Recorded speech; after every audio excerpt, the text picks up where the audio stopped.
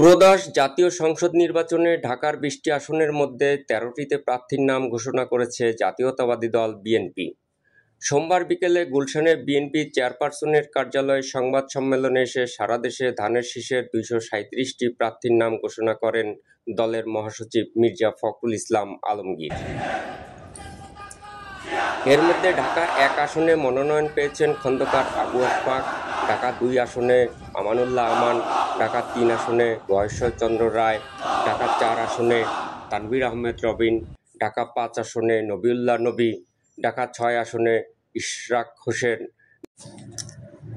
ঢাকা ৮ আসনে মির্জা আব্বাস, ঢাকা ১১ আসনে M A Qayyum, Dhaka ১২ আসনে সাইফুল আলম নীরব, ঢাকা ১৪ আসনে সানজিদা ইসলাম তুলি, ঢাকা ১৫ আসনে শফিকুল ইসলাম খান, ঢাকা ১৬ আসনে আমিনুল হক, ঢাকা ১৯ আসনে দেওয়ান সালাউদ্দিন বাবু,